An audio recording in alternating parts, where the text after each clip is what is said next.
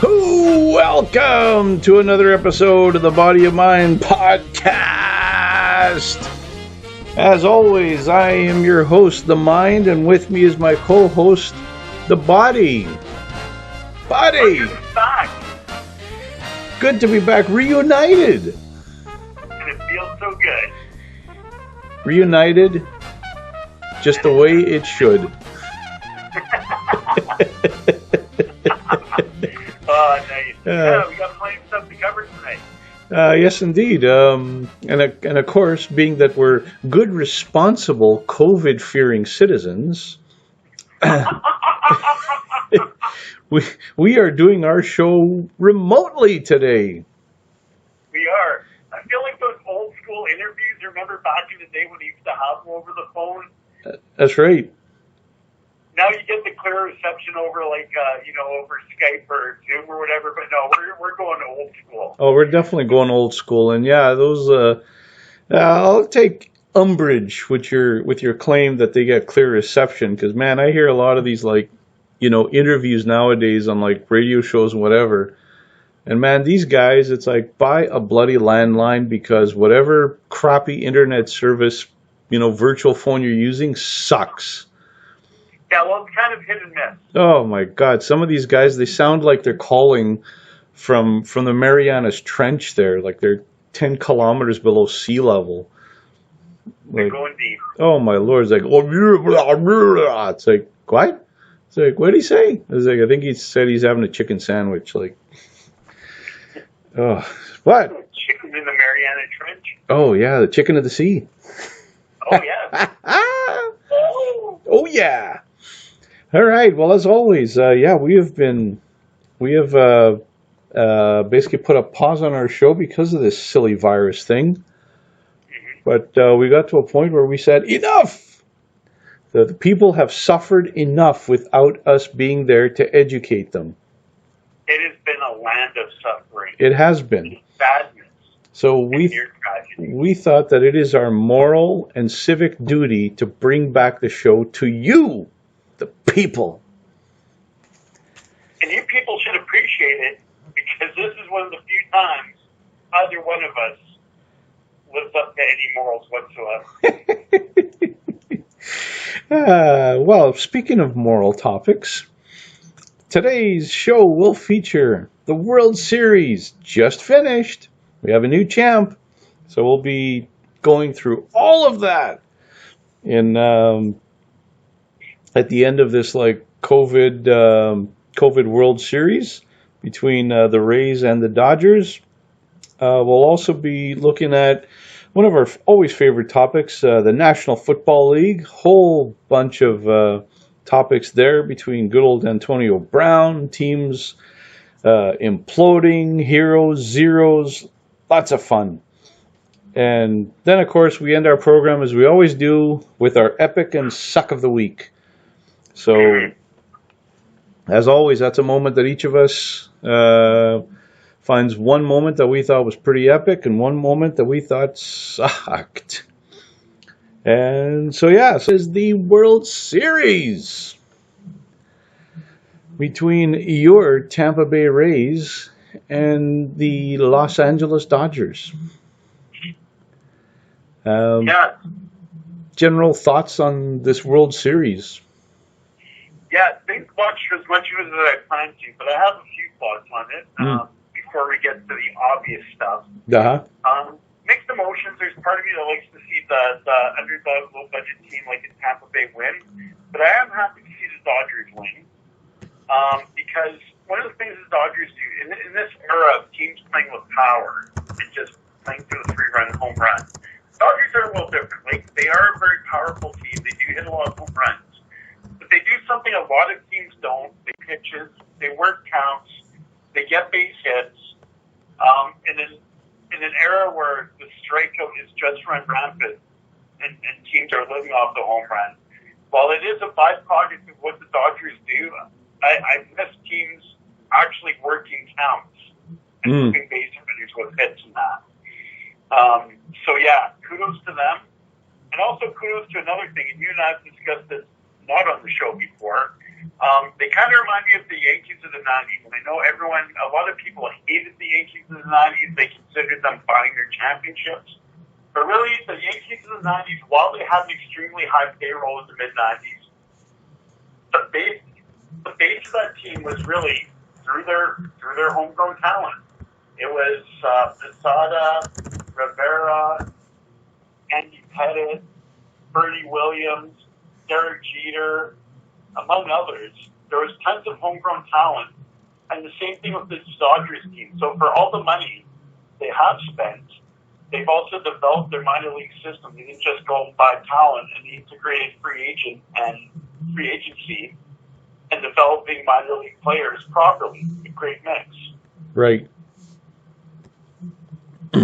It's true. That's always that very criticism for the Yankees is always one that I would argue with people with, because there's always that stigmatism that they just bought the World Series, they bought every free agent. And I always told them, it's like, no, it's like they're really good because they actually have a farm system pumping out the core of their team. It's like, and the advantage that they have over the other teams with great farm systems is that they have the financial muscle to then go out and buy like the 2-3 high-priced free agents they need to complete the lineup. The other part of that is they also have the financial muscle to actually retain those guys with big money time. That's exactly right. But I mean, it's not like other teams haven't tried to actually go out and buy championships. Like, Cripes, the Los Angeles Angels, they've been trying to do that for years now. Well, even the Yankees, before their dynasties began in the mid-90s, they actually hit rock bottom because all they tried to do was buy talent. And it wasn't until they developed the minor league organization that they finally got out of that fund. That's right. So that's a good point, because it's true. Despite obviously the big money free agent signings get all the attention, but that's not what is winning these teams their titles. It's all the homegrown talent. In the case of the Dodgers, it's like Max Muncy, it's Justin Turner, Bellinger, Welker. Yeah, like it goes on and on. Like that's who's winning. That's the core of their team, and that's why they won. So I'm with you. Like Justin Turner came over earlier in his career from somewhere else, but he was actually a guy they took a flyer on. He wasn't a high-priced free agent when they grabbed him. Yeah, no, he wasn't even a drafted guy. Like he was just some bum off the street. Pretty much, and then he kind of worked on his batting stance and overhauled it. Became the player he is today. Yeah, power of the beard. Yes, power of the beard. So yeah, I feel the same. I was glad the Dodgers won because, as I had mentioned before, like given the immense amount of success they've had over the last 10 years and lack of World Series titles, they were reminding me of the Braves from back in the 90s there. Yeah. This immensely talented team with possibly the greatest pitching staff in the history of baseball. And yet I think they won a grand total of 1 World Series. Yeah, and I think it was over a run of 14 pennants in a row or 14 playoff appearances in a row. Yeah, it's amazing. Literally over a decade of complete dominance.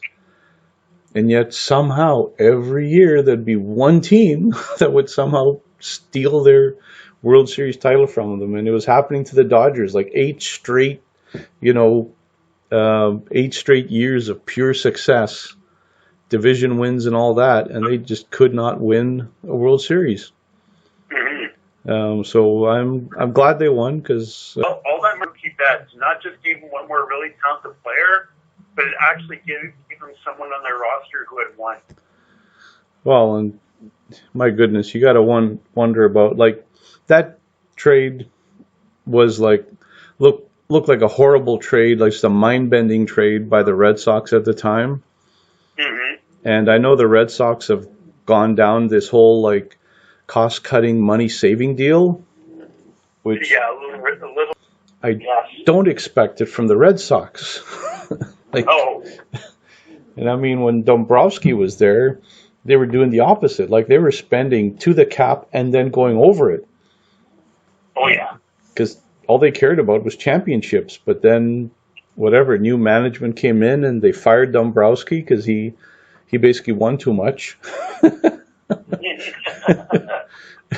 it's like, oh, we have no draft picks coming up in the future. Yeah, but you have like 3 World Series titles. Like, what do you need draft picks for? You won. Like that's the whole point of drafting players. You want to win. Like wherever he goes, but when he leaves, franchises are in shambles. But that's the thing. It's like, somebody tells me, okay, we're going to bring in this guy. It worked out in Boston because they won, but it didn't work out when he's in Detroit. Well, that's the thing. But I mean, if you tell me, it's like, okay, we're going to bring in this guy, and he's going to give you like, 6 years of pure success where you're like, one of the top 5 teams in baseball, and you're going to win like 3 championships. I'll say, yeah. No, that's worth it. I would even take it for 1 championship, well, 2, maybe even 1. Yeah, whatever, and salary cap, hell, and whatever. I don't care. We have 3 championships. Who cares? Like, oh yeah, something like that. Yeah, definitely worth it. Yeah, who cares? Fine, you suffer for a couple of years. Big deal. You could still be celebrating those 3 titles you won. You kidding me? I think only had 13 states back then. Well, because Dombrowski, did he win a World Series in Boston? He did indeed. He won the 1, right? At least 1, if not more, actually. I think the first 2 were Epstein, or at least the first 1 was Epstein. Okay, so yeah, well, there you go. At least 1, and man, I'm good with that. Like, give me title. Even the 1, yeah. At least he won something. He won, like. Because this whole talk, like I know people get all really excited about, prospects and getting, this great farm system and draft picks and yada yada and all this stuff. And it's like, sure, that sounds great and it sounds sexy and it sounds like it's a recipe for success. Yeah, it just took the Dodgers 32 years to win 1. Well, and right now, a more recent model, I give you the Chicago Cubs. Right? Mm-hmm. There's a team who basically did the scorched earth thing. They did the fire sale. They dumped everybody, acquired all these picks and all these amazing players, and they put together, I think they were like considered like the #1 farm system in all of baseball. Mm-hmm. And it worked. They won a World Series. And you figured, well, cripes, these guys that won the World Series are all young. This is a young team. They should be able to win another 4 or 5 World Series before it's over. No, they've never been the same since. Exactly. They won the World Series, and even though it's still like a young team with most of their players technically in their prime, it was over. They just could not find that chemistry, that same magic that won them the title. No, they're just like a solid team now. That's the thing. They're a playoff team, but they're not an outright contender by any means. No, they're nowhere near a contender. So I mean that's why I always, fight back with, just because you've acquired all these draft picks and you have this great stable of young talent does not guaranteed, sustained success. No, with the Dombrowski thing, I agree with you. I'm good with it if you win a championship. But for me to scorch the earth, you do have to at least win a championship to make it worthwhile. 5 years of contention isn't good enough. So Dombrowski, he vindicated it by winning a championship. Mm-hmm. But you see franchises do it and not win. And then it's not worth it. Yeah. You got to win to make it worth it. Yeah. And to Dombrowski's credit, he wanted to make it worthwhile. That's right. If you're going to blow up my salary cap, better win me some titles. Yeah, exactly. So we're in agreement. Full credit to the Dodgers. We're happy for them. Deserved winners. Actually, I'm even going to get more specific. When it works, you get a championship like Dombrowski. When it doesn't work, you get the Brooklyn, formerly New Jersey Nets after they signed Garnett and Paul Pierce and that. Yeah. That's very, very true. One thing So if you're going to go up there like that, you better win. One thing I was very surprised with the Dodgers is that they only have like 7 titles. Like that's it. That's a little surprising. Like when the first reaction as soon as he says, like, really? And then you think about it. Mm-hmm. not overly once you start to put thought in it, because a lot of their history in Brooklyn was losing World Series championships to the Yankees. Yeah. Well, it makes sense from that point of view. I just think of it like there are certain teams in baseball that you think are these like amazing historic teams, right? Like the original, like, you know, to use a hockey term, the original six teams that they've won all the championships. And because a team like the Dodgers, they have this loyal, fervent, huge fan base all over the world. Like, this is a team that, you know, is internationally known and internationally loved. Well, I'm going to throw a couple theories into that. Number one is they've won 3 in their lifetime, right? But I think they've got fans in LA, and they probably still have fans in Brooklyn to this day, maybe. Right. Yep. Okay, so you've got both coasts, mainly LA, but I wonder how many people through the generations have watched on it, and you still are, right? Mm-hmm. Now, they've won 3 World Series in their lifetime, right? Mm-hmm. But that doesn't really cover their success into. But if you even look up at the card thing a few years ago, well, more than a few years ago now, there was a time when only division winners would get to the playoffs. So just getting in the playoffs and winning your division was amazing. And at that time, there was 4 divisions: National League West, National League East, American League West, American League East. So repeatedly winning divisions would actually put you in an upper status, even if you didn't win championships. Oh, it's true. That like, was go back even further to, I think it's 1970 or somewhere around there. Yep. When only the pennant winners, only like the league winners, would actually go to the World Series. Right.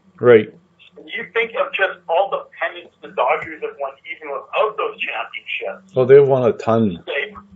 Oh yeah, because even you think in the late 70s there, they lost to the Yankees in 77 and 78. So you had to win the National League West and the National League to get those.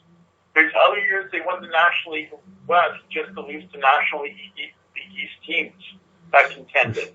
So just getting that far and winning the division, the sign is there. Those great Tommy Lasorda teams of the late 70s that didn't win till 81.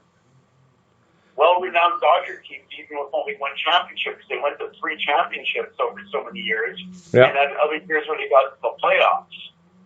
So it's not like, say, when with the NFL or the CFL or like the NHL, you get in the playoffs every year. And when you get in the playoffs consistently in baseball, and especially before the wild card era, you were in rare air even without winning a championship. Well, it is. It's definitely an immensely difficult league to win championships in. But it just seems so odd to me that the Dodgers are like really outside of the Yankees, are like the most revered team and with the largest fan following in baseball. Like them and the Yankees are the two, you know, like 60-pound, you know, gorillas out there. Like their fan base is massive. And it's like, you know, look at somebody like the Yankees and they got 27 titles. And now look at the Dodgers and they got 7. It's like, there's like this 20 title difference here. Like, I thought the Dodgers would have more. I was surprised it was only 7. The other thing too is, I remember this in the early 80s. I think the Dodgers, I don't know if this record for most consecutive years or going to be the only team doing it. They were hitting unprecedented heights at one time, like 40-some odd years ago, of being the team the most consistently drawn 3 million fans a year at home. Oh yeah, like that's the thing. Like their fan base. No other team was reaching them. I don't think the Yankees were even as consistent as they were. Yeah, and that's the part. And that's the part that, like I say, further blows my mind is that their fan base. There's zero issue with their fan base. It's always been, you know, ultra loyal and everything. And yeah, and it was just a real surprise. Like yesterday when they announced like title number 7, it's like 7. You know, I'm like, I don't know if the NFL would have had a team out there before that or not. I'll have to look into that. They were definitely baseball's first team out on the West Coast. Maybe even pro sports first team out on the West Coast. Well, it probably is because I mean the Dodgers, they're an old club, and yeah, they're in the 50s. I don't know what year the Rams and the Rams would have started out there in the NFL. I think the Rams are actually a fairly new team. I think the Rams were like a 1970s team or whatever. No, the Rams? Yeah. No, but who's older, the Rams or the Chargers? No, the Rams were around in the 60s. Were they? Yeah, late 60s. I think. Talking at the time of Deacon Jones and all them? Yeah, I thought that was the 60s. I remember Merlin Olsen in that. Late 60s, early 70s. All right. Well, we're gonna deviate on this tangent because now, like, the curiosity is starting to kill these cats. Yes, it is.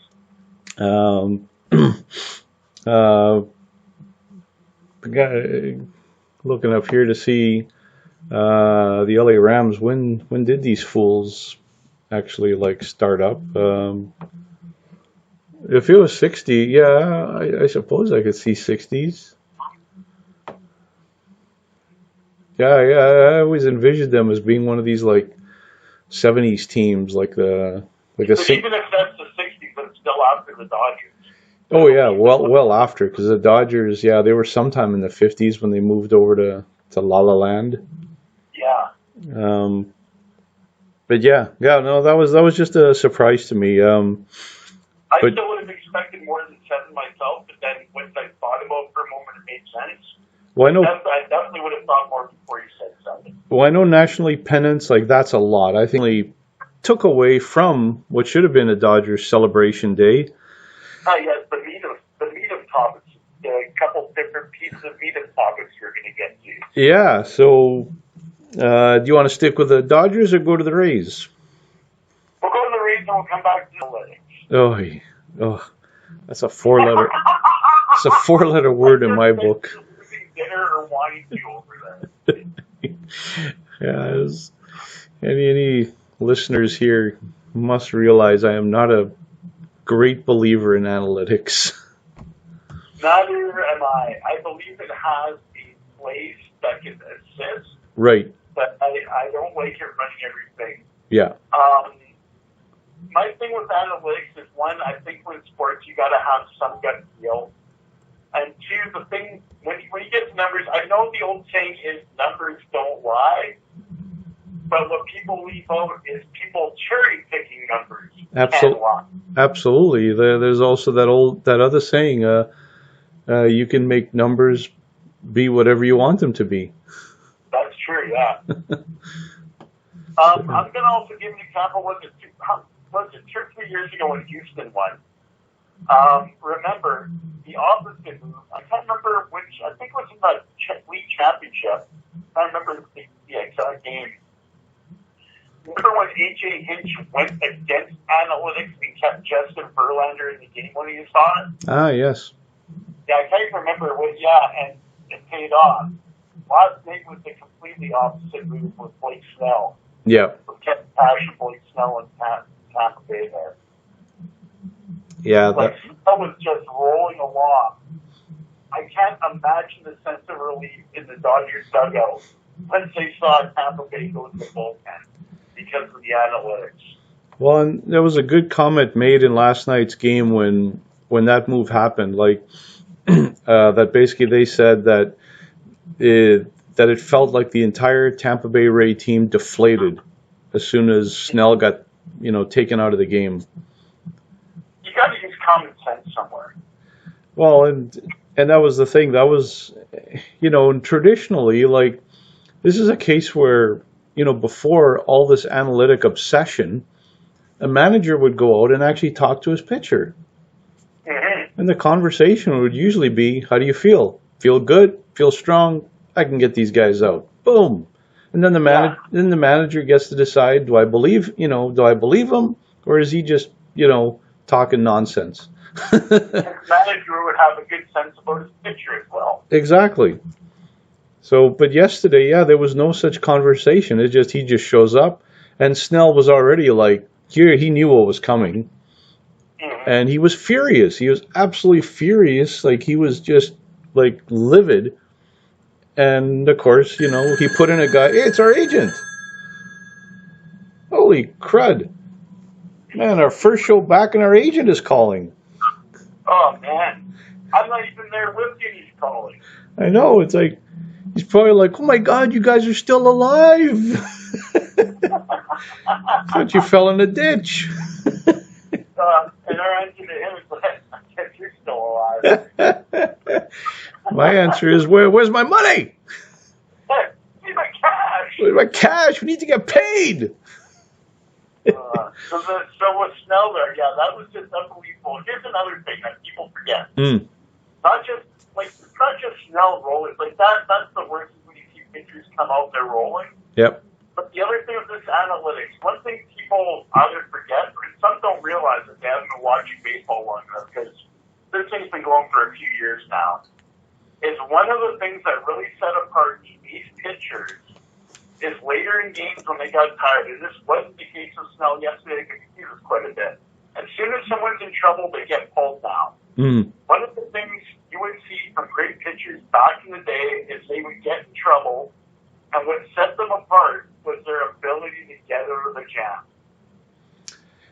And it's funny you mentioned that, because, boy, I remember this pitcher saying that, but I don't recall now the name of the pitcher, like who it was actually that said this story. But there's one major league pitcher that was talking about that very thing, that he was like late in the game, and he was he had struggled for the last like few batters, and he thought that for sure the manager was going to come out and pull him, and he looked over to the bench toward his manager, because he thought, I'm going to look over there and he's going to like give me a sign that it's over.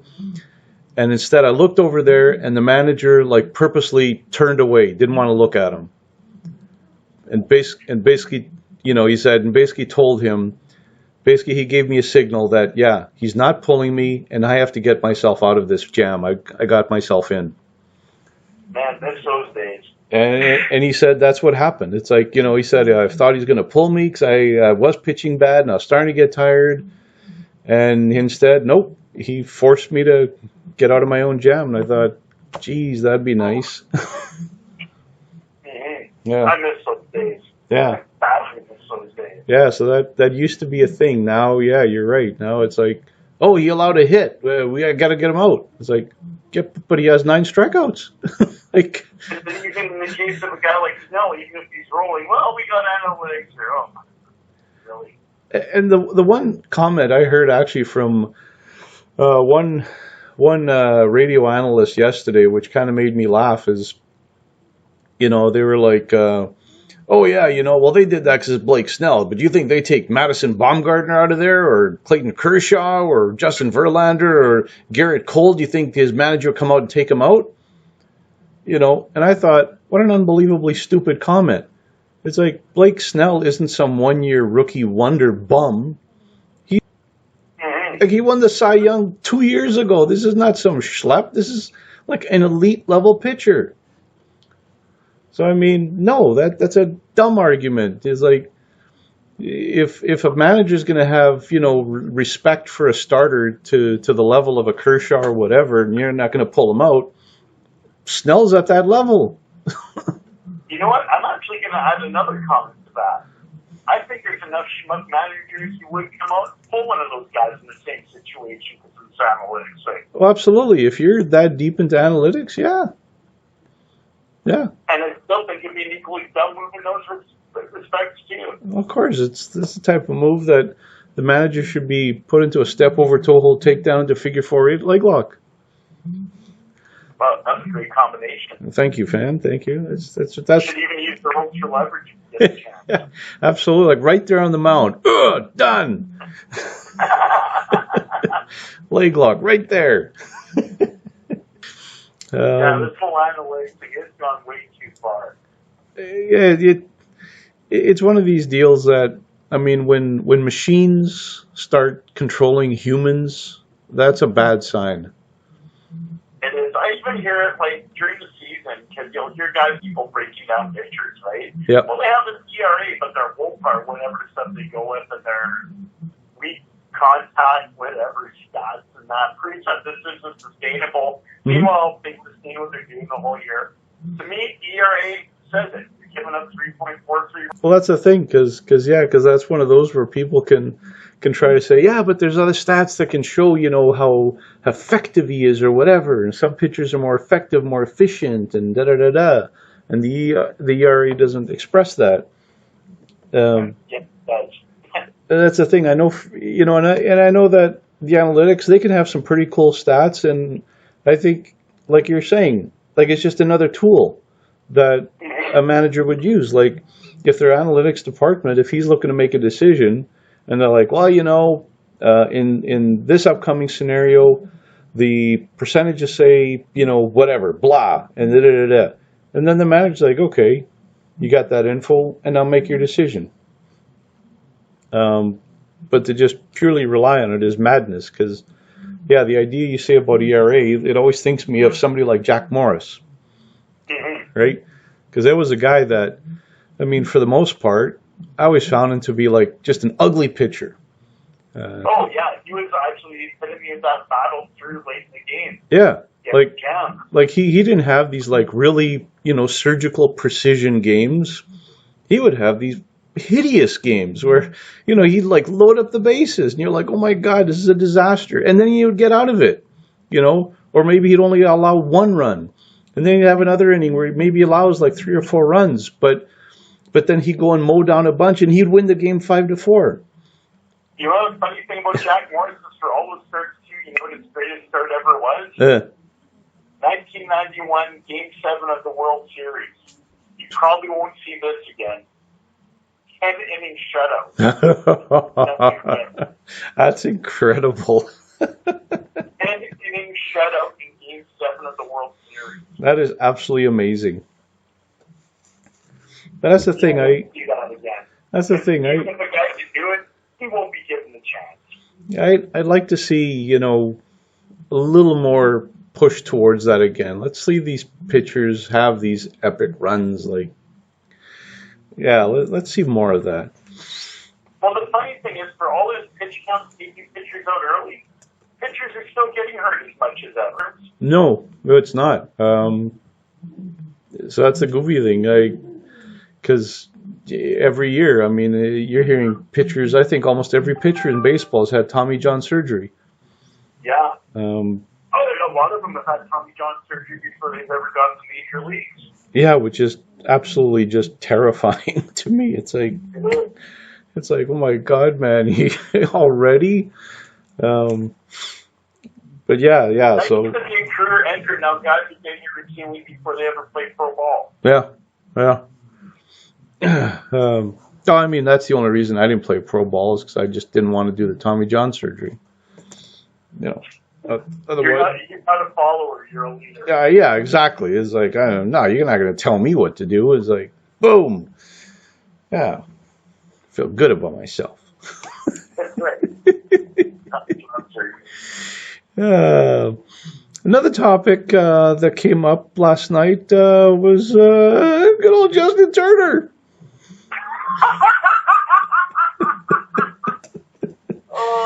We talked about him a little bit in the positive.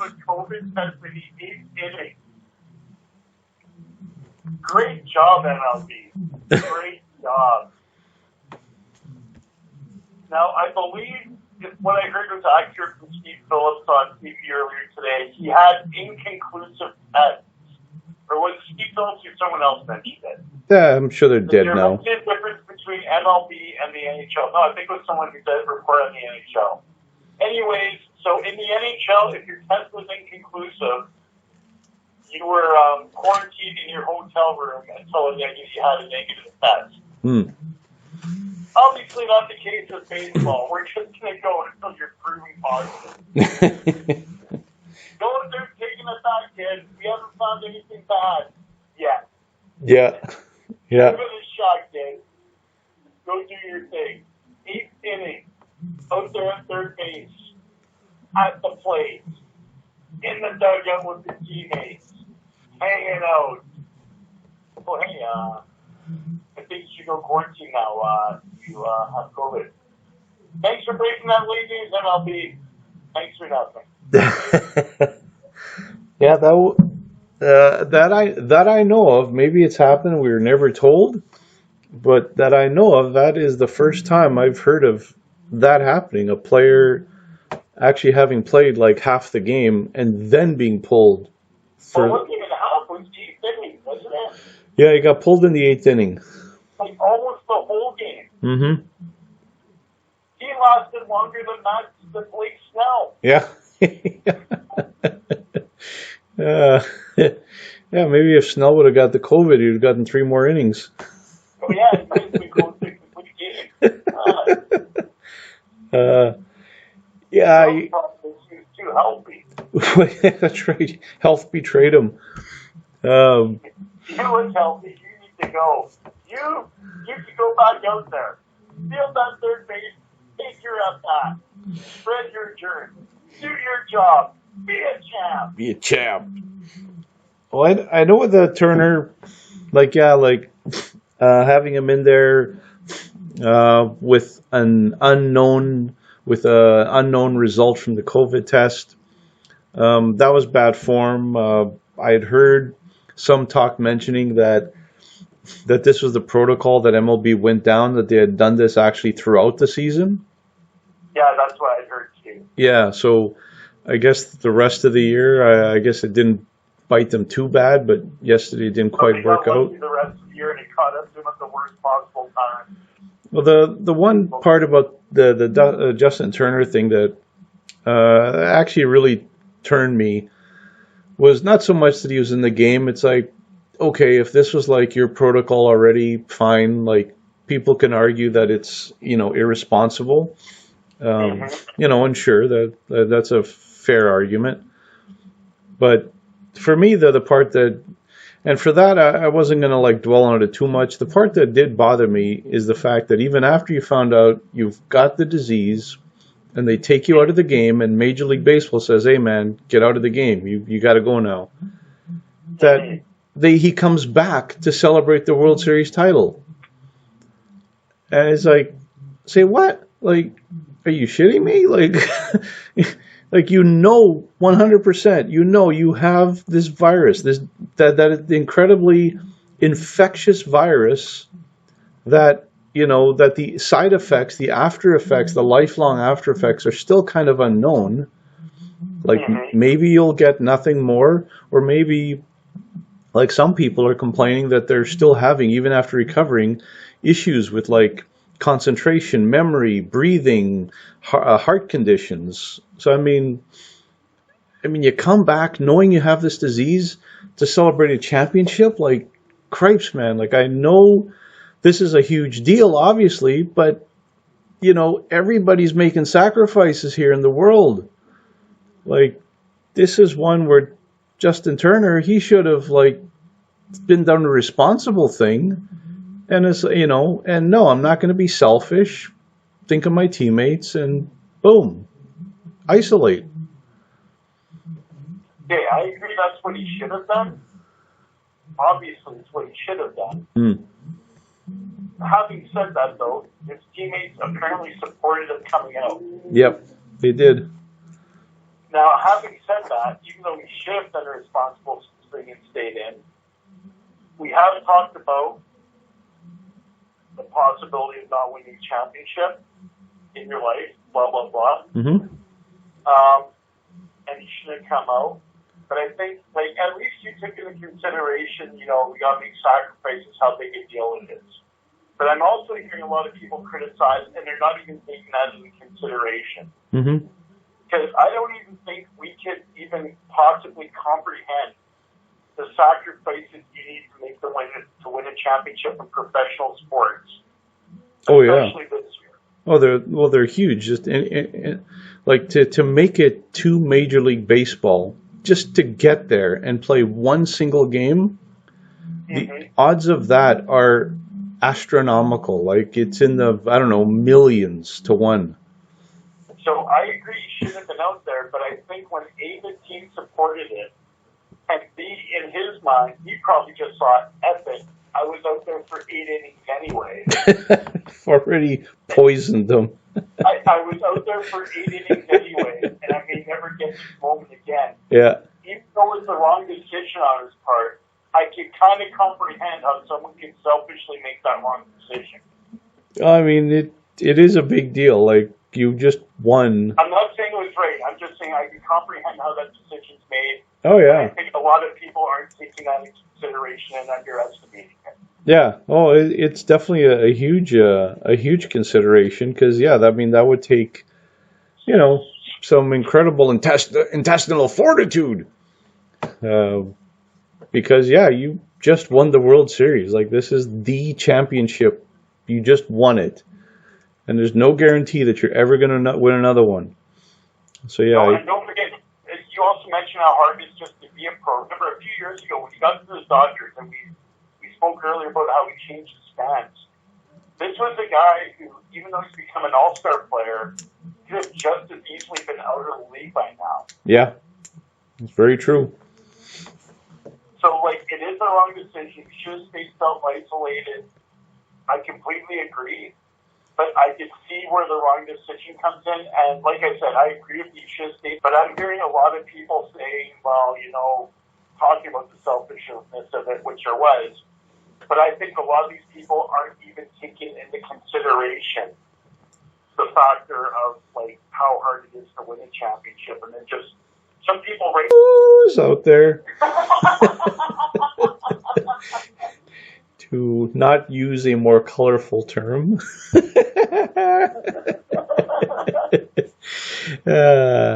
Alrighty, well, with that, that is our coverage of the World Series. Great World Series. All the games were super fun. Thoroughly enjoyed them. Well done. May next season be even better. Yes. Go Pirates. Now. Weren't they the only team out of it early on? Pretty much. Dead last with a vengeance. Well, if you're going to do something, do it right. Do it right. They put a figure 4 on themselves, basically. Next topic is... Don't worry, my cousin got eliminated by a team that shouldn't have even been there. That's true. Next topic here. We are going to the National Football League. Da-da-da-da! So we got a variety of fun topics here. One of them being a comeback story. Oh, boy. One of our... story is feel good to me, not this time. It's not a feel-good story? Mm-mm. Oh. I still hate this guy for what he did in Oakland. Ah, yes. The sordid tale of Antonio Brown continues. One more chapter. He's up. What he did in Oakland, what he did to Pittsburgh, what he did to his baby mama on video. Oh, God. This guy's an absolutely brutal punk, and I don't care what anyone thinks. Yeah, he's a champ, all right. You can probably substitute one letter in that word for another, for a different one. Yeah, I like to give people benefit of the doubt sometimes, but I'm not going for the whole he's misjudged thing in this goose case. Oh yeah, no, I think he has thoroughly been judged properly. I would agree with that. Yeah, and it was interesting that we've been talking about this fool coming back, and I think we're both equally surprised that of all the teams to sign him, it's the Buccaneers, who look like they're getting their act together and they're starting to get on a nice roll. And all of a sudden, Vaduz, you go and throw this bomb into your lineup potentially.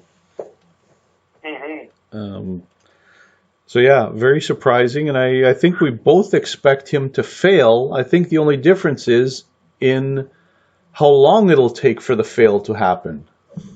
Before we get to how long the fail will take, I'm going to make an observation there too. All right. Because Tom Brady really wanted him. In Seattle, Russell Wilson really wanted him. And people talk about how bad these guys wanted him and they should go get him. I think John Elway should be showing everyone already that just because you're a great quarterback doesn't make you a great general manager. It's weird. Like, Yeah, when these people are mentioning that they all, like him and like as like outside of the game, just as a regular person and friend or whatever, they speak highly of him. And yeah, obviously they didn't hang out with him when he was hanging out with baby mom and kids. well, that's the thing. Like that whole incident, yeah, that was. I don't even recall actually all the details in it. Um, I know there was some grief going on there. Mm-hmm.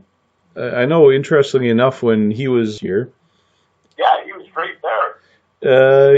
yeah, it was interesting because actually a friend of mine had tickets behind actually the Raiders bench, and he said that like Antonio didn't dress for the game, but he said that he was there on the sidelines, and he said he was in a great mood, and he's talking to all the fans, he's signing autographs, like yeah, that he was having a good time with all the fans, and he said yeah, he wasn't like bitter or angry or anything, he was having a pretty good time. Well, I'm still going to stick by my theory because when he first came into the league with Pittsburgh, he was judged as a high character guy. And I'm still going to stick by my. Yeah, that's a good theory. I think it has merit. I So could be wrong, but that's just my theory, and I feel pretty strongly about it. yeah, no, I think it's a good theory because yeah, if a guy came in and he had a pretty decent attitude, and all of a sudden, Fadouj 180, yeah, that would do it. So I mean, some guys change with the money, but even with all the money, this is quite the extreme 180. mm-hmm. So for this one, yeah, we were basically assuming both that he is going to fail, and it's just a matter of time. So you think that he'll fail in how long? Okay, so he's eligible to come back week 9. Yep. I think he's going to last about 4 weeks or so. Mm. Because I think he's going to give everyone false hope and me just false frustration. He's going to hang around. Mm-hmm. And I think he's going to look really good. And it's going to frustrate me seeing that this guy might win a Super Bowl. And then just as I'm feeling my rage and anger, about 4 or 5 weeks down the line, he will be Antonio Brown and he will mess up. 4 weeks before the inevitable crash happens. Yes. I am giving him 1 week, just like with the Patriots. Well, my theory is I think he'll last that long because he's been out of the game for over a year. Mm-hmm. So I think it's enough to scare him straight, but he can't help himself and last much more than a month. And that's why I think his Patriots timeline fits, because I figure he's either going to say the wrong thing at practice or at a team meeting, and he's going to anger some of the team's teammates. I agree. We just disagree on that. Yeah. Or he's going to go on social media like he did with the Patriots and just do very stupid things and cause the team to just cut bait.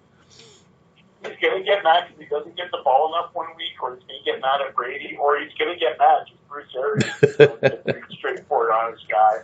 And it's going to blow between him and Arians. All right. The only two questions are when it blows up and who it blows up on. All right. So we got 1 week for me, 4 weeks for you. Yes. We shall revisit these predictions. We shall. Another topic that we're having some fun. We have actually a couple of quarterback topics here. One, you have a theory on the Chicago Bears QB situation. Oh, and it's a situation for sure. So, they say if you have 2 quarterbacks, you have no quarterbacks. Which has been a pretty true theory. So, way back in the day, in the 1980s, like way back, in the CFL, there were some teams that had a 2-quarterback system. They might either go with a hot hand, or they might have a guy who's a designated starter and a guy who came off the bench if the starter didn't have it. Right. But those are their roles. It's never really been a thing in the NFL for the most part, except for a year or two in Miami, 81, 82. There was this combination of David Woodley and Don Strong. They're the quarterbacks before Marino was drafted in 83. So Strong was this long-time veteran, pedestrian-type quarterback, not good enough to really be a starter, really good backup, fringe starter. Woodley, younger guy, bit mobile, good athlete, had a bit of potential, but same thing, just not really good enough to be a long-term starter. Eventually, they kind of went with the 2-quarterback system in Miami. I think it was the 81 or 82 playoffs when they had a huge comeback against San Diego. Classic game, went to overtime. Woodley started, got benched Straw came off the bench, amazing comeback. The two quarterback combination was known as Woodstock. So they're going way back with this. Mm-hmm. Not a fan of the two quarterback system in the NFL so much, but I'm looking at Foles and Trubisky in Chicago, and both of them have just been epic disasters as the starter. Trubisky, I see a little bit of Ridley. Foles, I see a little bit of Straw, and wonder if the Bears should actually just do the two quarterback system. Because as unpopular as it is, honestly, neither one of those guys is good enough to get the job done. Going outside the box may be worth the look in Chicago. I like the idea. I think they've both proven that that's exactly what they should do, because each one. That game was coming off the bench for Trubisky. Yeah, like each one has had their moments of greatness whenever they've pretty much been counted out. Mm-hmm. Like Trubisky, the same thing. Just when you think in prior years, even last year, you think, he's done. He's no good. He's a bust. And all of a sudden he'll come out and get 300 yards, 3 touchdowns, big day. Mm-hmm. So yeah, I think that's exactly what they should do. If the NFL can use, shared running back duties now, which they have their 2- and 3-man units, yeah, why not? Yeah. I like this outside the box thinking. QB, 2 of them. 2. You're paying them both. Use them both. Definitely are paying them both. Get your money's worth. Right, get some of it worth it, yeah. Paying you to work, not to hold a clipboard. Get out there and work. Get out there and throw those picks. Earn your pay. Throw those picks. I like the idea. The 2 QB system. Chicago, you know what the body of mind wants you to do. Now do it. Yeah, because it definitely can hurt. And speaking of 2 QB systems, that is now going down to a 1 QB system down in Miami. Tua is coming off the bench, and he is now the official starter for your Miami Dolphins. This is an ownership move. Mm-hmm. I don't like this because I know Fitzpatrick. There's 2 things about Fitzpatrick. He runs hot and cold, and he does not show up well in really big games. So, I know some people have said, well, you know what's going to happen, you might as well bench him now. My thing is, Miami is not going unbeaten the rest of the way. They're going to lose some games. So why not just let one of those games be the game where Fitzpatrick finally, craps the bed or loses a big game, and then it's not as controversial when you go to Tua. Because, man, you can't be helping the locker room. I don't know what kind of message you're sending to the locker room when your quarterback that everyone loves, who's on a winning streak and playing well, gets benched out of nowhere. Yeah. Now, I understand there's been comparisons to when Kurt Warner got benched for Eli Manning, but let's be realistic. It's not the same thing, because the year the Giants drafted Eli, even though they were in contention for a playoff spot with Warner, the Giants, unlike the Dolphins this year, did not go on a big free agent signing spree that offseason. Right. So to me, it's not the same thing. So I would have just gone until Fitzpatrick had trouble, then gone to Tua or even with Fitzpatrick for the year. And I'm going to piggyback something. You and I think both thought this was an ownership thing to start. Yep. Matt Hasselbeck made a great point on NFL Countdown this Sunday morning. He said if this was a coach's decision, then when they played the Jets and they would have known they're going to start the next game and they're up 24-0, why wouldn't have they brought in Tua with 8 minutes to go to get him more playing time to get him ready instead of 2 minutes to go? Yep. So he also obviously believes this is an ownership decision. Yeah, this move makes sense. None of it. Because the only time when you would do something like this, given that you've started the season, you've decided that, this first-round draft pick QB that we just took, we want to nurture him slowly, have him sit on the bench, and just learn. Mm-hmm. Learn at the feet of the master. And, and it's sure, that made sense to me. And given that Fitzmagic has actually gotten off to a decent start. Like he's had good starts, and the team is 3-3. Figured, okay, there's no rush to bring him in. And figured, if you want to start to integrate him like a little more, like 5 minutes to go in the fourth quarter or whatever, if you either have like a decent lead, yeah, put him in there. Or if you want to put him in a few more situations to get him some reps, some spot duty, fine. And I thought, especially given his injury history, like he's only a year removed from like 2 major injuries. Yeah, that's a big reason I would have redshirted him this year. Exactly. Like like work this guy in slowly. Like there's no need to be rushing him in there. Like he's a young guy. He's got 12 more years left in his career minimum. So the fact that the Dolphins were actually rolling pretty good, have a nice run going. Fitzpatrick is, just generating huge positive vibes in that room. And all of a sudden you throw, Tua in there. It's like, oh no, we want our first round QB. Everybody else is playing their first round QB. We got to play ours. Well, I'm also going to add to that is, remember the last guy who sat for a year? Because a lot of these guys won their first year.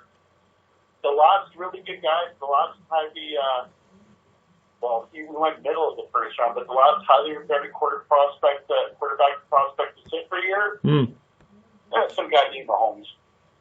Yeah. Behind House for a year, started the last game his first year. Yeah, and I think that Aaron Rodgers guy also. I think that Aaron Rodgers fellow also sat for a few years, actually. Yeah, 3 years. Yeah. And that worked out pretty well. Longer to sit, I'm sure, but yeah. Yeah. I think it worked out. Yeah, and they're also going to throw, even though Burrow and Herbert have played really well, because the owner's probably looking at those guys and thinking we got to get Tua in there. Mm-hmm. Even though they played well and it's not really their fault, let's put this in perspective. Burrow and Herbert between them have 2 wins. Yeah. Yeah, exactly right. Herbert has no more wins than Tyrod Taylor. He started a lot less than him. Oh yeah. And the goofy thing is, like not only are you subjecting this guy to a whole lot of losses, because all of a sudden you're going from college to NFL, which the speed difference in the game is like tenfold. Mm-hmm. But of all the teams to start this guy against, the Bengals or the Dallas Cowboys, this is a credible, not just credible, this is like they're playing right now like a top 5 defense. Mm-hmm. And these guys went to the Super Bowl just 2 years ago. And the crazy thing is, even if Tua does play well, if they're not winning, like you got to look at the long-term dynamic and just the whole scrutiny, because even if he plays relatively well and they're not winning, there's always going to be the Fitzpatrick question lingering. Absolutely. That's just anything to throw on him. Absolutely. And you talk about like idiot scheduling. Like you want to bring this guy in, so what do? Game 1, you put him up against the Rams. Super Bowl finalists 2 years ago, top 5 defense. Okay. The Jets. If that isn't good enough, next week you get to face the Cardinals, and they're going to put up like 30, 40 points. Now you got to match them. It's like, okay, and if that isn't enough, who do you face after the Cardinals? The Chargers, who also have a pretty good defense. Yes. After that, you face the Broncos, who the only thing they have is a defense. Well, I'm also going to throw out, too, they should be remember what type of stuff are you going to hear then? Exactly. Like you are putting him in an absolutely lose-lose situation here. If he is successful in this, then good on him. Mm-hmm. But boy, it is going against all the odds. Yeah, you don't want to throw him in where there's no margin for error, and they're throwing him in that situation where there's no margin for error. They're literally going up against 4 teams with either like very good defenses, or in the case of the Cardinals, a crazy offense that you got to compete with. Like, this is just bad news for just the Dolphins in general, having like a meddlesome owner like that. It is. Okay, so yeah, we both give the thumbs down on this to a start. Yeah. So then we're gonna do a little checkup on some teams here in the NFL. A little segment we call Heroes and Zeros.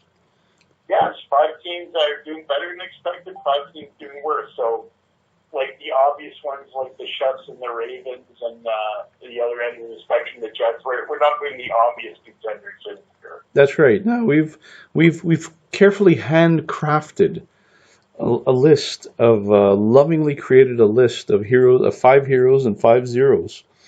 Very lovingly. So we showed our love just by not including Adam Gase on this list. Oh yes, yeah, we have showed mercy. To us. So let's start off with good news. I like good news. Let's start off with some heroes. Hey, everyone loves heroes. And we were just talking about this team, the LA Rams. Hey, there's some heroes. We think they're a hero. Yes, I think they're a hero. For me, this was a big surprise team because given just how inconsistent they were last year and just what a big fall they had from the previous year where they went to the Super Bowl, you figure, okay, Super Bowl, this is going to be the norm. They're just going to compete every year. And instead last year, they had a huge fall. Mm-hmm. And I had very low expectations of them this year. I thought, I thought maybe 500, that's the best you're going to get. Because they had so much money wrapped up in their really good players, I wasn't sure about after that core. That's right. But 2 things they have improved is Sean McVay has adjusted, even though he has his system. Mm-hmm. He has adjusted. And the one thing that has returned from 2 years ago when they're really successful is their running game is back. Right. And then that's the thing. And I mean, they should have had a running game last year because I still don't understand why they were like babying Gurley so much. It's like like I said last year, I don't care if he's got an arthritic knee. He's 25 years old. Put that guy out there 40 times a game. So I'm kind of curious. I haven't really watched the Falcons. What kind of years do you really have in there this year? Well, the last game, he got a touchdown when he shouldn't have. the Falcons, we left them off this list because we have pity. But typical Falcons fashion, they're basically trying to kill the clock at the end of the game. So Gurley, did his big run, and he basically wanted to drop at the 1 yard line so they could kill the clock. Mm-hmm. Instead, he was so excited and he lunged forward so hard that he physically could not stop himself and fell on the end zone line. Well, he's having a good year. He has 485 yards. Yeah. 7 touchdowns so far. Yeah, so I mean, he's I'm kind of wondering if maybe both him and the Rams just needed to change. Yeah, I think. Well, I think McVay last year, he got too cute. He believed his own hype and thought he was, everything he touched was going to turn to gold. I'd agree with that, but I would give him credit for adjusting because some guys, once they get to that point, it's a point of no return. But he found himself and got back to what he has to do. He did. He adjusted magnificently. I find that the Rams are like the quietest 5-2 team in this league. Yeah, I think a lot of people criticize them because early on they just beat the NFC East. Yep. But they don't make the schedule. Well, they win the games they're supposed to win. That's the thing. It's like, it doesn't matter. A win against the Jets is worth just as many points as a win against the Chiefs. Mm-hmm. There's no difference. You get 2 points for each. So your game down there, they don't know about a point system, but nonetheless, yeah, you get your win. You get your win. Like, that's it. It's the same thing. So, I mean, at the end of the year, the teams that lose, that ends up like losing, not making the playoffs or whatever, a lot of times they don't make the playoffs because they lost to one of the powerhouses. They lose because they don't make it because they lost to some cream puff team that they should have beaten. Yeah, that does mess up some of the teams. Yeah, so the fact that the Rams are going out there and beating up on teams that they're supposed to, good on them. Pile up those wins. Oh, exactly. Yeah, so they have been heroes. Well done, Rams. Mm-hmm. Another team we have on the heroes list, Detroit. Yeah, and people probably wonder, Detroit? Yes, Detroit. Still having trouble against winning teams, but they are Detroit. But, you know, what are they now? 3-3? Mm-hmm. They started the year 0-2, and one of the things I noticed at the 0-2 start was Kenny Golladay was out. Right. Now, I wouldn't call Kenny Golladay Julio Jones. I wouldn't call him the DK. He's not in the league, but he's really underrated. And I don't think anyone realized how big a loss that was to Matthew Stafford in Detroit when he missed those first 2 games of the year. They're 3-1 since he's back. Well, there you go. And I know in previous years, Golladay has always been, a very consistent performer. Extremely underrated. Yeah, well, not underrated to any of my fantasy teams. Grr! Every time I faced him, he's always scored like 3 touchdowns against me, and I throw beers at the TV at the sports bar, and then they make me pay for the glass. But yeah, Kenny Golladay. Grr! I felt his pain. So yeah, he's done well. I think for them, they've gone through this I know they drafted DeAndre Swift there for running back. Great name, by the way. Perfect name for a running back. Swift. But they've gone kind of like a committee thing because Swift hasn't been lights out, but he's been, he's been good. He's been a good performer, and then they've complemented with other guys to have, a semi-decent running game. They have a good tight end in Hawkinson there. Yes. And they're starting to figure out how to win games, which is something they had not done in the previous 2 years of the Patricia era. Well, and this past weekend against Atlanta, they actually won a game on the last play against another team that finds ways to lose. But nonetheless, how many times in the last few years, Patricia and even before Patricia, did you see Detroit lose on the last play or fall short on the last play if they're inside the 5? Exactly. So that was a good sign that he was the case. They marched it all the way down, and they put her home. So, Well done, Detroit. That's why you're a hero this year. Our next hero are Arizona Cardinals. Yeah, I didn't expect this. I thought their offense would be better, but their defense isn't great. I mean, especially Chandler Jones out there winning games. Mm-hmm. And really, defense, you can win without a great defense now. Though it's still good to have a defense. Interesting side stat that we're not getting in this team. I saw this today. Even though the Seahawks are 5-1, they have the worst history. They have the worst defense in history after 6 games for yardage. That's incredible. For your points. They're 5-1. That is amazing. So Arizona, their defense is at least playing hard. Luda Baker's awesome. He is. And that offense, Kyler Murray and DeAndre Hopkins and Fitzgerald and some of the other guys, they're just lighting it up. Yeah, but they're definitely heroes. Yeah, and that's been my surprise too. Because you heard a lot of hype this offseason, especially getting Hopkins there.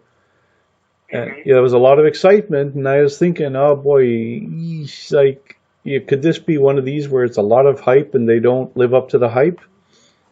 But in the case of Arizona, they've lived up to the hype. So well done. Next on our list of heroes, your Tennessee Titans. Remember last year when we talked about Ryan Tannehill, and I said I thought he had found a home, but I don't think you're really convinced yet. He's keeping it up. And it's a good thing he's keeping it up because even though they're winning, their defense is horrible. They went and got Javon Clowney, who's hurt again. I don't know if he'll play this weekend.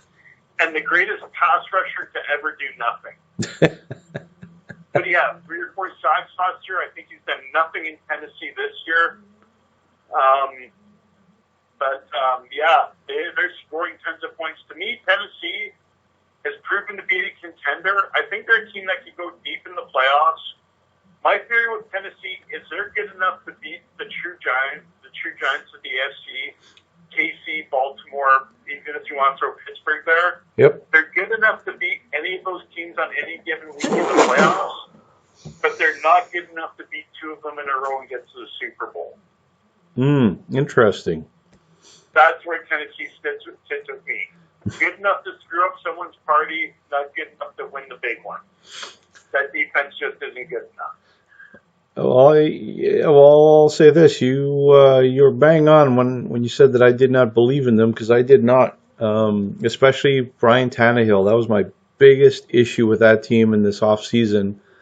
Yeah, I believed in Tannehill, and I thought they would be okay this year, but they've even exceeded my expectations. Yeah, I just thought Tannehill, he had gotten shots already in the past, like with Miami and them, to prove that he was a starter, and he never did it.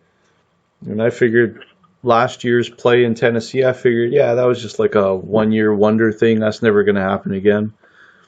So yeah, I have been very, very surprised that, the Titans are actually a high-scoring offense team, and I never would have thought that.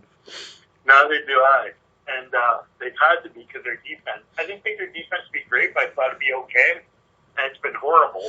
Yeah. Their defense hasn't met my expectations. Their offense has exceeded mine. Yeah, their offense has way exceeded mine. They're 5-1. They're leading their division easily. Mike Vrabel might be the best clock manager in the NFL. Oh yeah, absolutely. Absolutely. You hear about what he did 2 weeks ago? Yeah. So here's what he did. He's done this one other time before.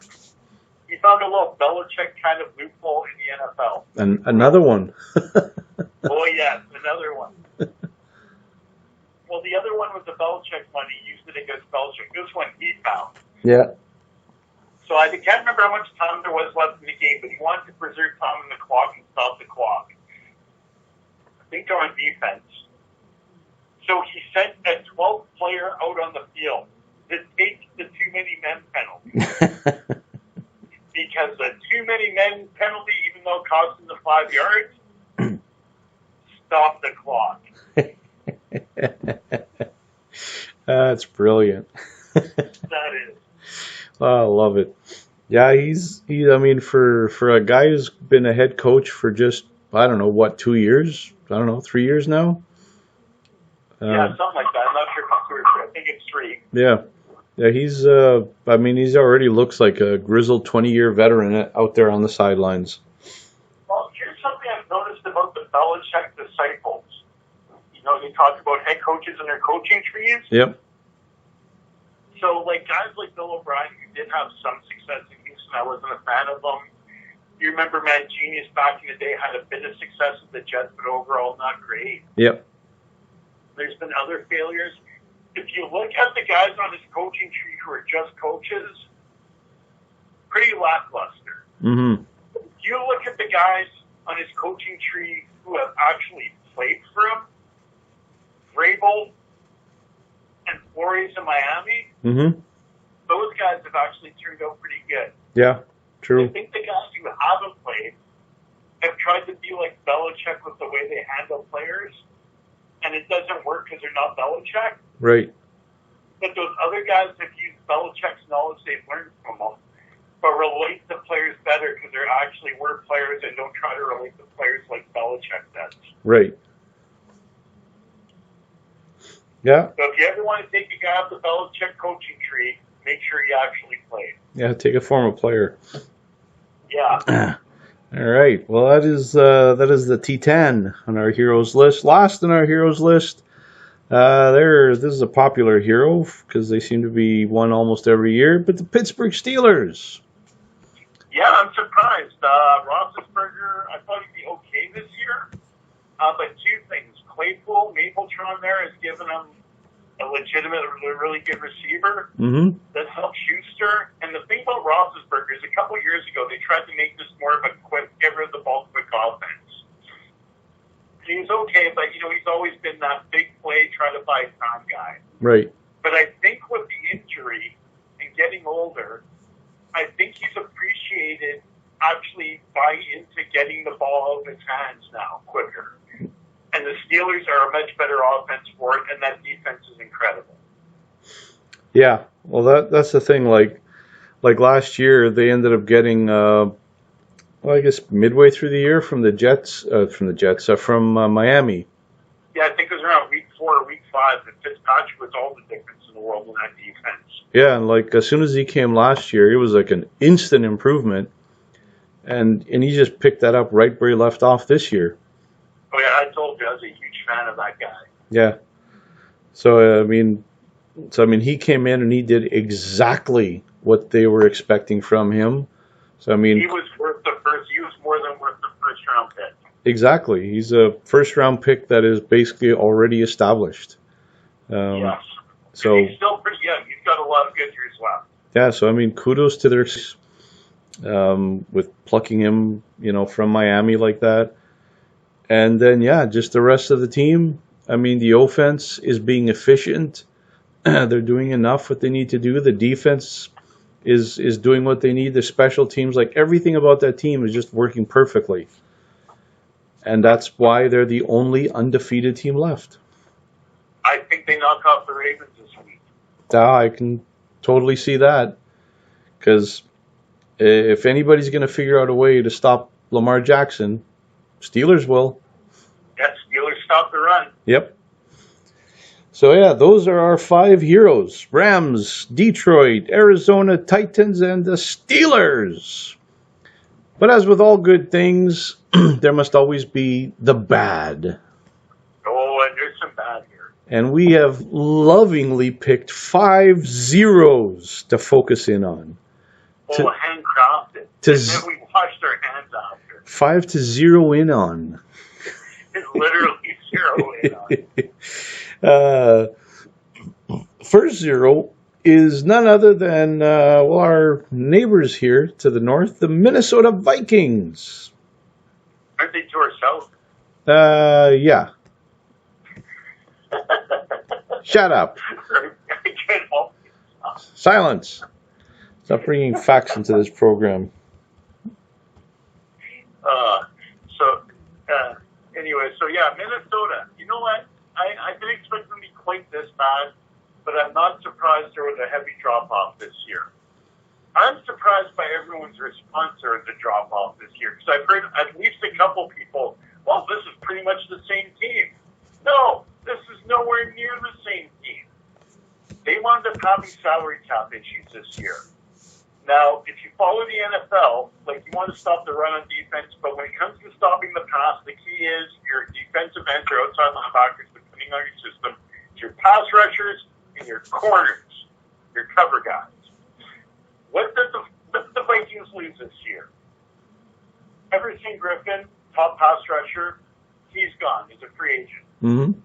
Daniel Hunter, another top pass rusher, he's gone. Injury.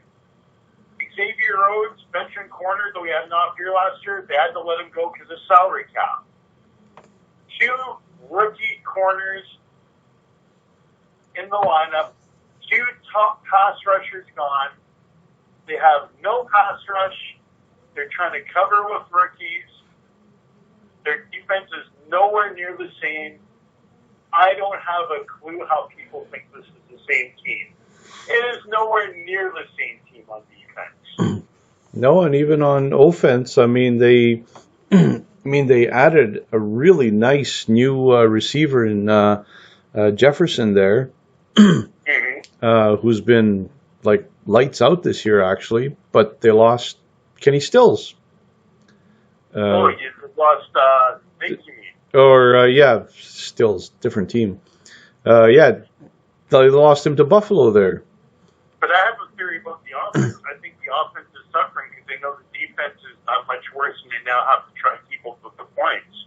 And they're just not that kind of offense to start with. Well, yeah, that is true because the offense has always been kind of a real, just weirdly, consistently inconsistent offense. Yes. And that was when they had a great defense to rely on. Yeah, so I mean, their offense was at best just, solid, but not spectacular. and now you're putting pressure on them to be great because the defense isn't good. But yeah, now you take Diggs out of there, and I mean now it's Thielen and Jefferson. They're the rookie, but I mean you lost a big target there. Um, so even there, like they've suffered a little bit. So yeah, I didn't expect this. I mean, right now they're 1-5, and I thought at worst they'd be 500 at the very least. But I thought they'd be closer to that too. But you look at an offense where before maybe scoring 24 points would be enough because your defense could hold you to 20. Yep. And your defense can barely hold anyone to 30. And your offense can't get to 30, and they're trying to do something they usually can't get out to and have to get out character. Yep. I think it's turned the offense that way. And it's interesting that you bring up an offense desperately trying to overcome its brutal defense, because that takes us to number 2, the Dallas Cowboys, America's other team. America wants a refund right now. Dallas Cowboys, this has become, I don't know, it would be laughable if it wasn't like so tragic. It's still kind of laughable. Well, this team is just lifeless right now. Like, they're 2-5. Their defense has been giving up. I think they were literally giving up, I think the stat was like an average of 35 or 36 points a game. Well, yesterday they traded, in the last couple of days, they've traded one player and released 2 others off the defense. No, that makes sense, yeah. Why not? You can't get worse. No, you can't.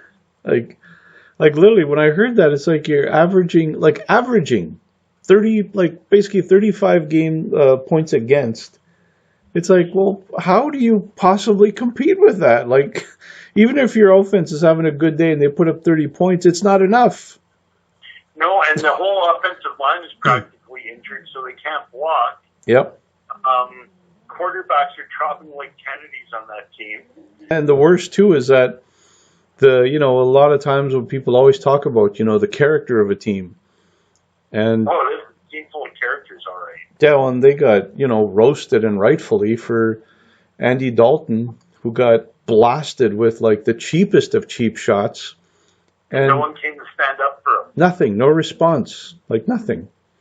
Plus, what was it that same week? Players were honestly questioning the coaching staff. Yeah. So that Jerry Jones just the last day or two saying there's no leadership in the locker room, and I think you said for the coaches. Well, there's either an issue with the coaches or the leadership because they're a mess, and it's got to be one or the other. And after you mentioned the no one standing up for Dalton, I'm convinced it's the players. So I don't think the coaching staff is much better. Yeah, but the players, I mean, that's not something that a coach should have to coach a player. Like, you either, have that kind of, team spirit, camaraderie, all for one type thing, and you're going to defend your teammates to the end, or you don't. Well, I think it's both players and coaches. I'm going to put on players first, because of everything you said, I agree with. Here's my issues with the coaching staff, even though I generally like Mike McCarthy.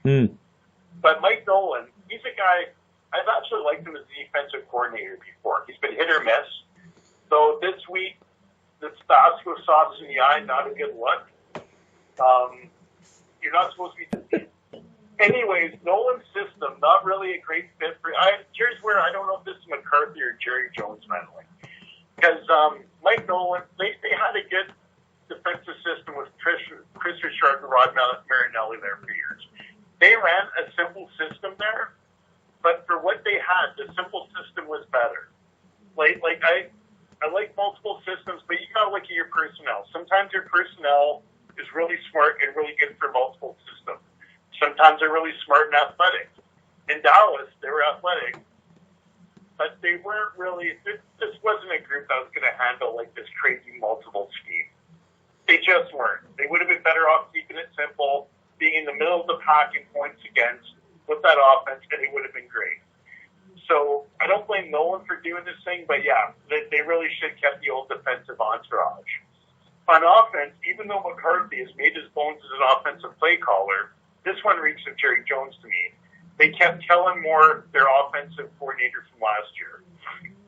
Michael Lombardi, who does a lot of media stuff now, but is a former NFL executive, said his best this morning or yesterday morning. I was listening to him. He said Kellen Moore calls offenses like he's playing Madden, not calling an NFL. So I think, obviously the players are the worst problem. There's a lack of leadership and accountability on that team. They quit and they just quit on their quarterback. But as bad as the lack of leadership is, there is some truth to the coaching thing. It is just a complete mess down there. Yep. Dallas, they have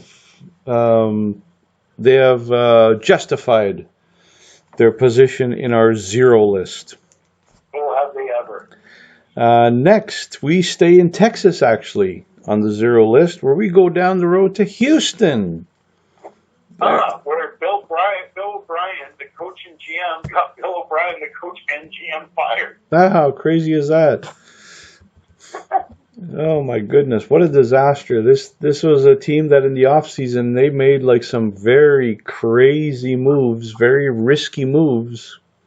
Yeah, well, that was Bill O'Brien, the GM, getting him fired. And then him having like J.J. Watt, another defensive lineman at him, and DeAndre Hopkins saying stuff about him on the way out the door. That probably helped Bill O'Brien, the coach, get fired. So, yeah, Bill O'Brien, the GM and coach, got himself fired.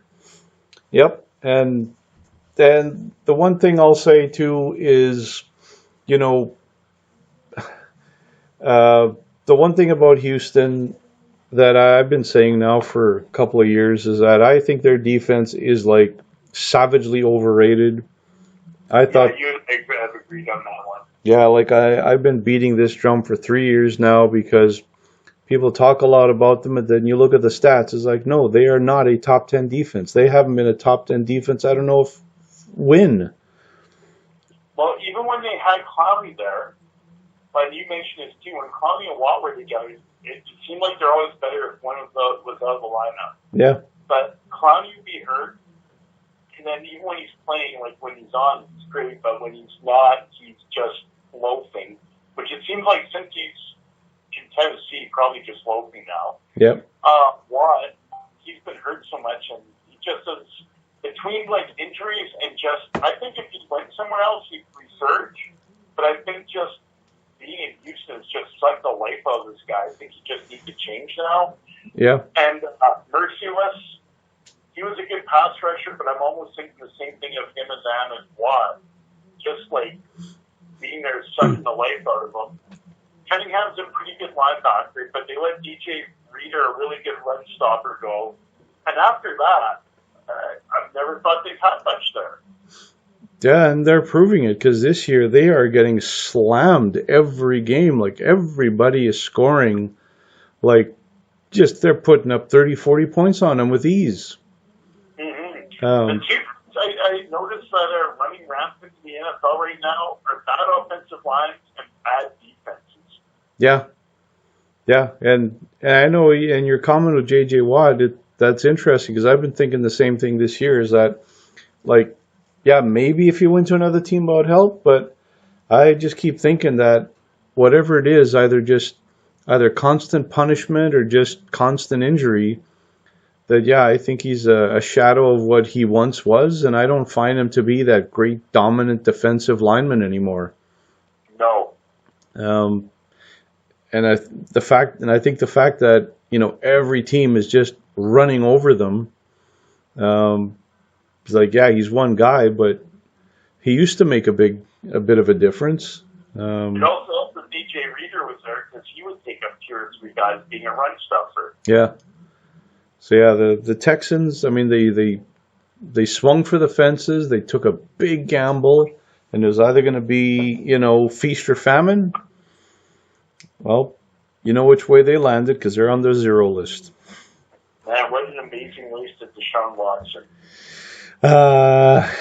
And speaking of waste, let's go over to the previously unstoppable multi-Super Bowl champion, New England Patriots. They're on our zero list. What? Yeah, I'm not going to blame Belichick for this because Belichick can't line up and take snaps. Quarterback play is hurt. The one thing that is they still don't have enough offensive weapons. And then all those guys on defense who sat out this year. Yep. Yeah, there are definitely a number of prominent starters who just decided to sit the year out because of COVID concerns. And lots of Brady does hurt, but that was just not. That marriage wasn't working anymore.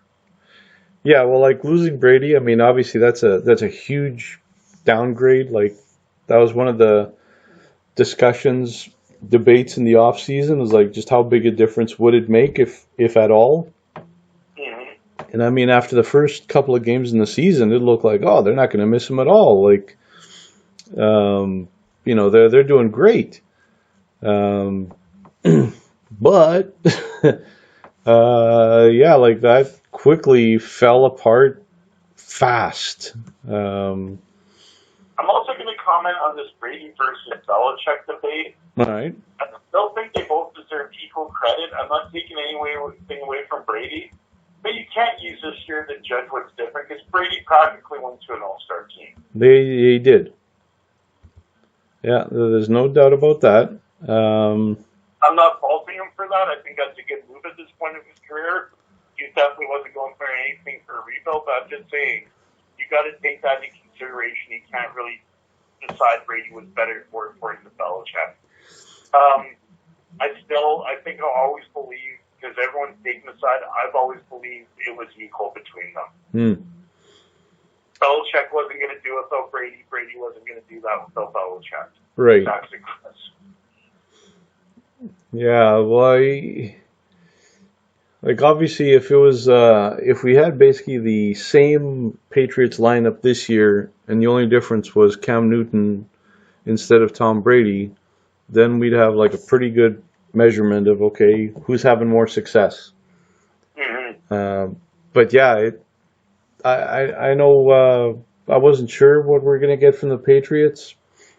Mm-hmm. And after the first two games, it looked like, you know, they were going to crush people, but it looked better than I expected, and this last couple of weeks has looked worse than I expected. Yeah, exactly.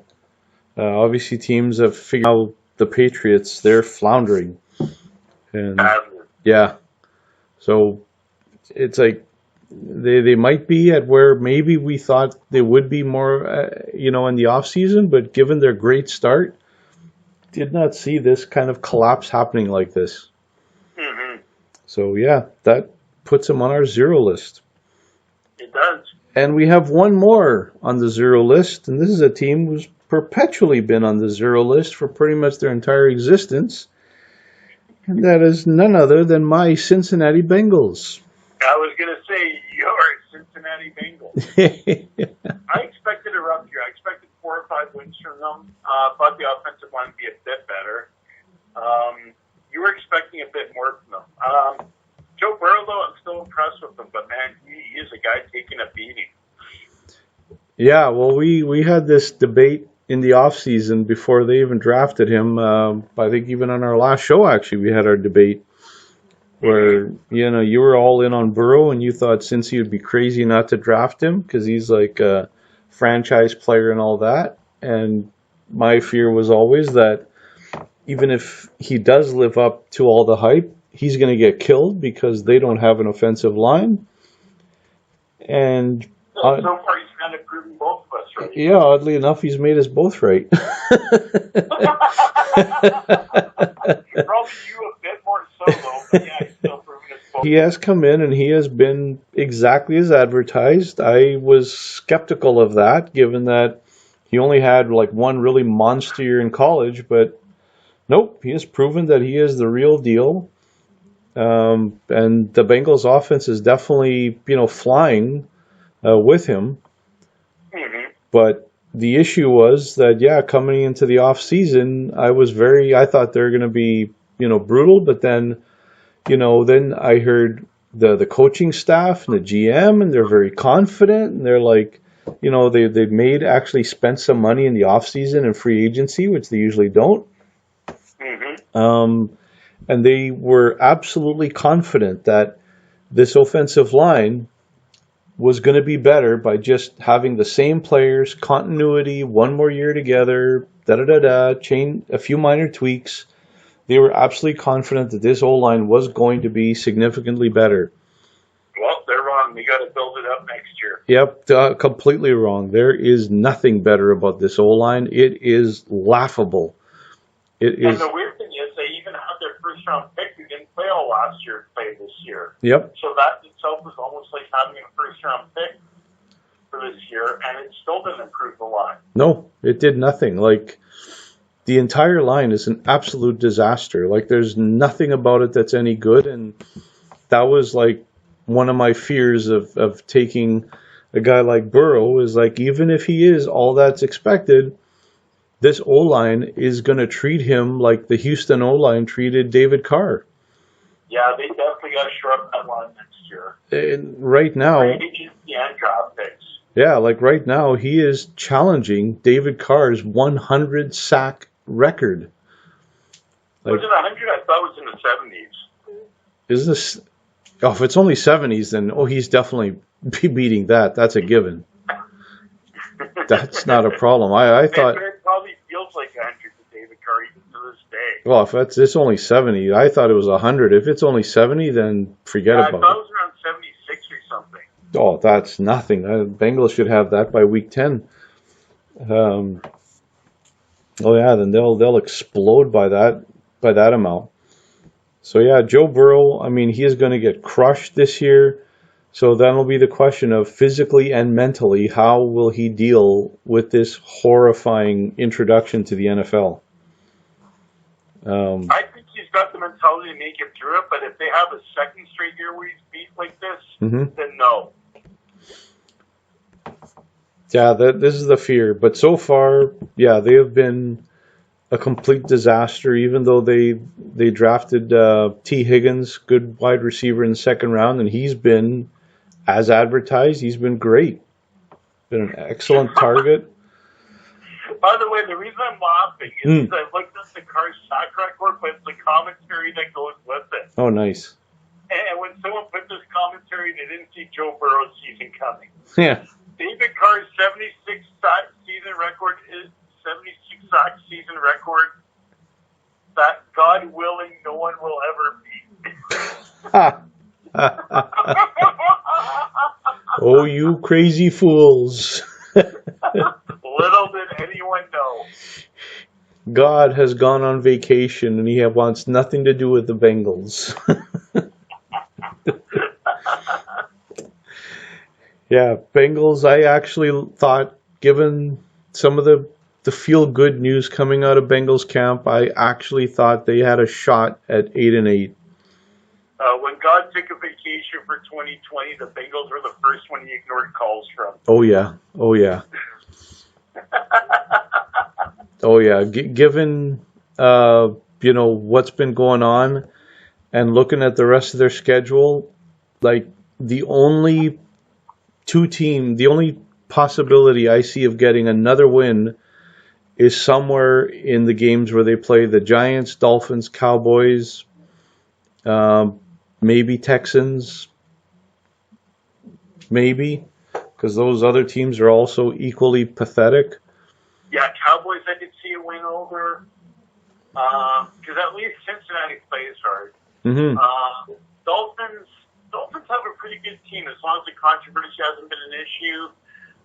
Who are the other two you mentioned? Giants and Texans. Giants, there's a reasonable chance. Yeah, I like them over the Texans. Yeah. So maybe in those games they can scratch another win. But yeah, it's going to be hard living for the rest of the year. Hard living. Hard living. Yeah. And speaking of hard living, that takes us to our Epic and Suck of the Week. Yes. We are done with the National Football League, and we have our Epic and Suck, which, again, we each pick one topic that we think was epic and one topic that we thought sucked in recent memory. So, Buddy, take it away. My epic like this week is MLB getting through to the season to the World Series. No matter how hard it was with the Justin Turner COVID thing. professional leagues have now got through their season. The NBA, the NHL, and MLB and MLS got through a tournament. They just have to get through their season now. So let's hope for the MLS and the NFL to get through their seasons. Nice. Nice. And your suck of the week? Even though it's last week, since we haven't done the show in a while, I'll go an extra week back. Just the way the Miami Dolphins have handled this Ryan Fitzpatrick benching and just benching him right now. We talked about it earlier at length. That whole thing to me is just a suck, especially for a character guy like that. You can tell it just broke him. Yep, that is a good suck of the week. Fully agree. Yeah, that just felt like a team building destructive move. Exactly. Yeah. So my epic and suck. My epic this week is we were talking about it before the show. Roman Reigns in the WWE and his Uso cousins blood feud. Actually, that was my top contender next to MLB. I love this feud. I thought this has been just such a great feud because this isn't just your typical like good guy versus bad guy thing in wrestling. Like this has been like an onion where there's layers. You got to peel those layers. I'm absolutely loving the Tribal Chief. Yeah, that's this thing. The Tribal Chief, like he is, he's had his criticisms and a lot of booing from fans, but he's come back now from his self-imposed COVID hiatus as is very much like a bad man, like a badass. Like this is my yard. I'm the big dog. I'm the top guy in this company, and that's how he's acted. That's how he's wrestled. And Paul Heyman, being his manager there, has only accentuated that. Because Paul Heyman, is basically just like, in deference to him and just there to do his bidding. And yeah, this feud where they've gone back and forth between, Roman feeling bad for having to beat up on his cousin, but then suddenly realizing that, no, this is what's best for him and his family and business. This is a man who understands his responsibility. That's exactly right. So I have loved this blood feud. I hope it continues. And I hope this goes on for a while. And I hope this eventually brings back the Usos to the Uso Penitentiary. Yes, I agree. So that is my epic. My suck of the week has been these computer-generated stands and ads on soccer games. These things are driving me crazy. The first time I noticed these things was when the MLS's back tournament was on this summer. And I was watching one game, and it was Miami, David Beckham's new team there. Miami was playing, I think it was Montreal, and there was one play in which a player was like running up against the opposing goal, and behind the goal there was this gigantic scoreboard and huge video screen. Like it was the biggest video screen I've ever seen. And it was practically right behind the net. And, and they were showing images of fans and everything cheering up there.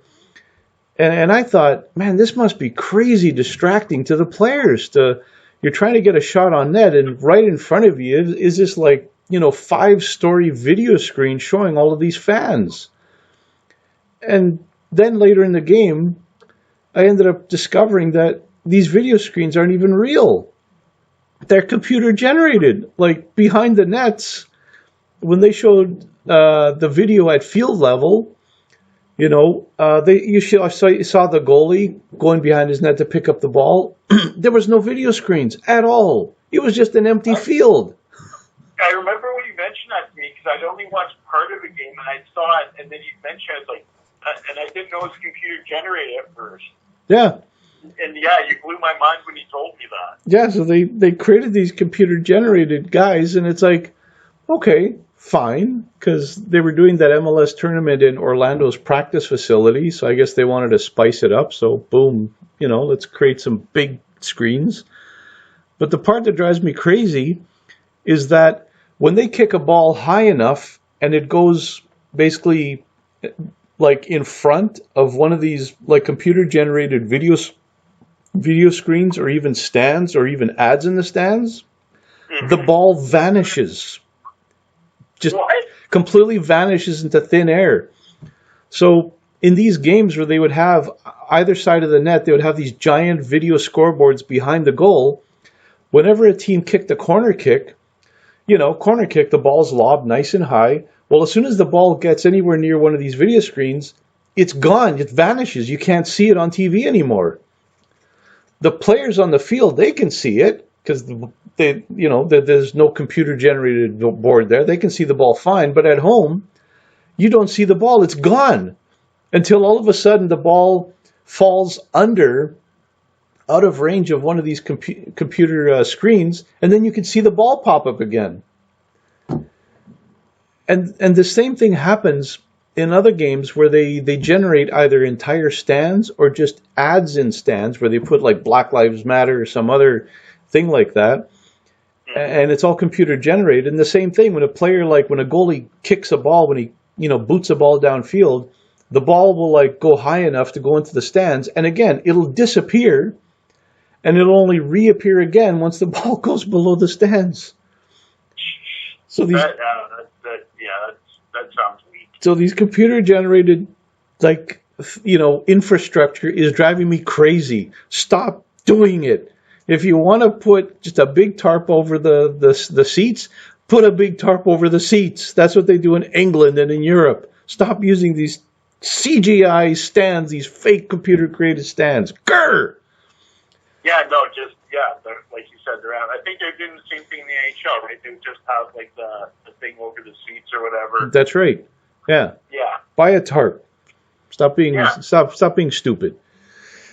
No, I agree with you. So that is my suck of the week. That's a legit suck. And with that is our show. That is our reunited show. Fantastic. So yes, fans, we promise that we won't go away for another 7 months, 8 months like we did this time. We'll be back before you know it. We have just threatened you with a reappearance. Exactly. It's like this is like was it like Hagler Hearns 2, The Revenge? It's coming back. So Buddy, thanks again for another great show. It's a pleasure, mine. Looking forward to doing this again soon. And thank you all for listening. Remember to subscribe to our channel and like it and like our videos. And thank you once again for listening to another episode of the Body and Mind Podcast.